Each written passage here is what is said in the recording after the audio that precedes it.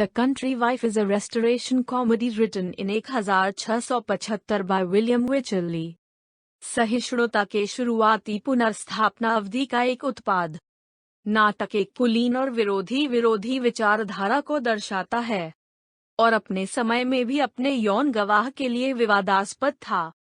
शीर्षक में देश के पहले शब्दांश के संबंध में एक विचित्र वाक्य है।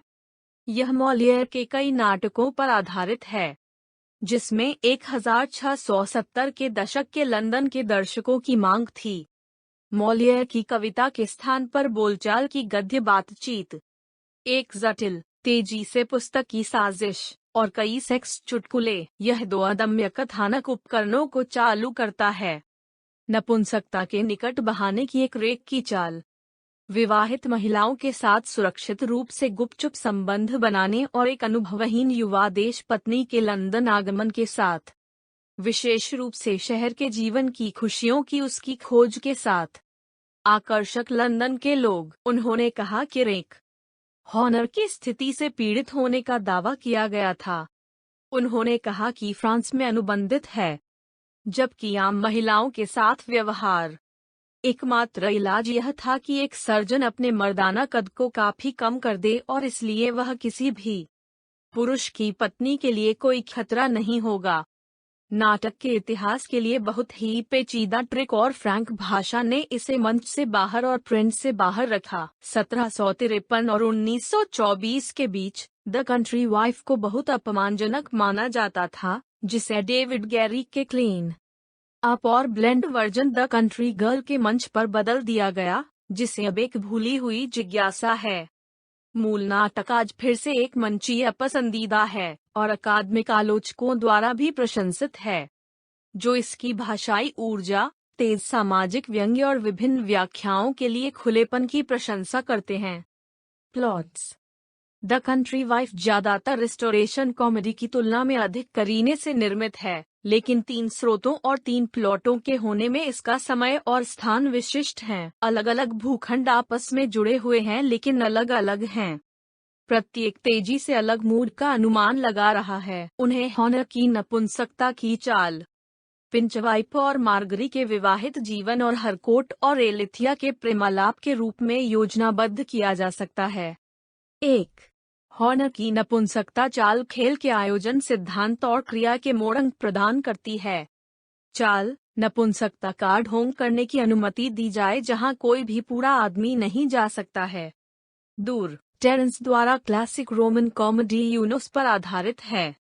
उच्च वर्ग के शहर के रेक हैरी हॉनर संभव के रूप में कई सम्माननीय महिलाओं के साथ छेड़खानी के लिए एक अभियान शुरू करते हैं और इस तरह कोयलिया उनके पतियों पर सींग डालते हैं। हॉनर का नाम दर्शकों को जो चल रहा है उसे सचेत करने का काम करता है। वह अपनी खुद की नपुंसकता की झूठी अफवाह फैलाता है, विवाहित पुरुषों को यह समझाने के लिए कि उन्हें अपनी पत्नियों के साथ मेल जोल रखने की अनुमति दी जा सकती है। अफवाह का अर्थ उनके सामूहिक प्रलोभन अभियान की सहायता करना भी है, जो उन महिलाओं की पहचान करने में मदद करता है जो गुप्त रूप से विवाहेतर यौन संबंध के लिए उत्सुक हैं, क्योंकि वे महिलाएं कथित रूप से नपुंसक पुरुष के साथ टेल हॉरर और घृणा के साथ प्रतिक्रिया करेंगी। यह डायग्नोस्टिक ट्रिक, जो पूरी तरह से काम करती है, द कंट्री वाइफ के कई उच्च वर्गीय महिलाओं की कीमत पर चलने वाले चुटकुलों में से एक है, जो दिल में रेख हैं। नपुंसकता के हॉनर का उपयोग एक बड़ी सफलता है और वह कई प्रतिष्ठित महिलाओं के साथ यौन संबंध रखता है। ज्यादातर पत्नियों और नागरिकों की बेटियां या उद्धृत, अर्थात ऊपर शहर के लंदन के व्यवसायी और उद्यमी, जैसा कि टाउन के विरोध में है, अभिजात वर्ग के क्वार्टर जहां हॉनर और उनके दोस्त रहते हैं। इस तरह की 3 महिलाएं आमतौर पर एक साथ मंच पर दिखाई देती हैं: लेडी फिदागेट, उनकी भाभी श्रीमती डेंटी फिजेट और उनकी टैग फ्रेंड मिसेस क्वीमिश। ऐसे नाम जो प्रतिष्ठा के रत्न के बारे में नाजुक संवेदनशीलता और एक निश्चित फिजीटी भौतिक दोनों को व्यक्त करते हैं। अनसुनी या गुदगुदी और संवाद कई और की अनिश्चित छाप देता है। इस नाटक को हॉस के रहस्य से प्रेरित और सच्चाई की निकट खोजों के उत्तराधिकार से प्रेरित एक नाटक के रूप में संरचित किया गया है, जहां से वह अपने आप को डर और सौभाग्य से निकालता है। अंतिम दृश्य में जोखिम उठाने का एक खतरा अंतिम दृश्य में आता है। युवा देश की पत्नी मार्गरी पिंचेफ की अच्छी तरह से स्पष्टता के माध्यम से।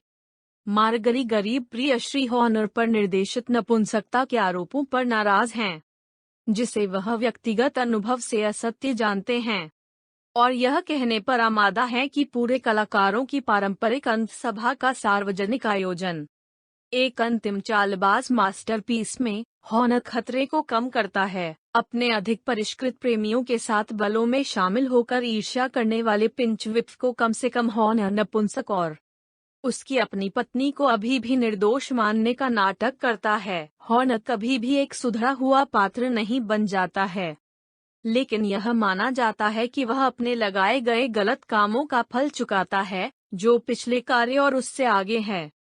2.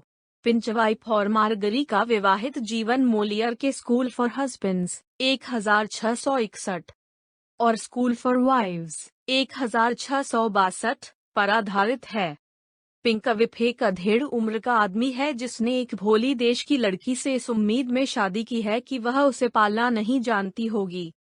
हालांकि हॉनर उसे सिखाता है और मार्गरी ने लंदन के उच्च वर्गीय विवाह और प्रलोभन की जटिलताओं के माध्यम से एक स्वैग से कटौती की, यहाँ तक कि उन्हें चेतावनी दिए बिना पुनर्स्थापन कॉमेडी अक्सर हास्य प्रभाव के लिए शहर और देश के विपरीत होती है, और यह इसका एक उदाहरण है। द वाइफ के स्कूल फॉर वाइव्स और वाइकरली दोनों में मॉलिरे को एक और दोनों ओर की मासूम लेकिन जिज्ञासु युवा लड़कियों और दूसरी ओर यौन संबंधों की परिष्कृत 17वीं सदी की संस्कृति के बीच की मुलाकात के दौरान बहुत ही कॉमिक बिजनेस मिलता है। उनका सामना है यह अंतर, जो बाद में 19वीं सदी के आलोचकों और थिएटर निर्माताओं के लिए मोलिरे को स्वीकार्य और विचर्य अत्याचारी बना देगा।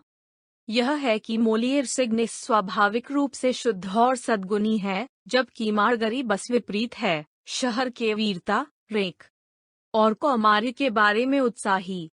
विशेष रूप से थिएटर अभिनेताओं के साथ, वह अपनी सादगी और सेक्स में उनकी रुचि के साथ लगातार डरावनी स्थिति में पिंचविफे रखती है।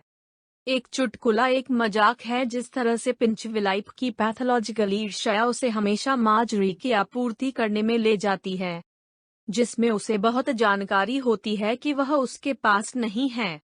3. हरकोट और एलिथिया की प्रेमालाप बिना किसी प्रत्यक्ष स्रोत के एक पारंपरिक प्रेम कहानी है। दृढ़ता और सच्चे प्रेम के माध्यम से हार्नकोर्ट, विनर के दोस्त हार्नकोर्ट, पिंचविफे की बहन एलिथिया का हाथ जीतता है, जो कि जब नाटक खुलता है उथले फॉप स्पार्किश से जुड़ा होता है। इस कहानी का विलंब तंत्र यह है कि ईमानदार एलिथिया स्पार्किश के साथ अपनी सगाई के लिए तेजी से काम करती है, जबकि उसका बेवकूफ और निंदक चरित्र उसके सामने आता है। यह केवल एलिथिया द्वारा हॉनर के साथ भ्रामक रूप से समझौता करने की स्थिति में पकड़े जाने के बाद ही है, और स्पार्किश ने उसके पुण्य पर संदेह किया है, जबकि हरकोट ने ऐसा नहीं किया है, कि वह अंत में हरकोट के लिए अपने प्यार को स्वीकार करती है। सारांश का अंत। धन्यवाद।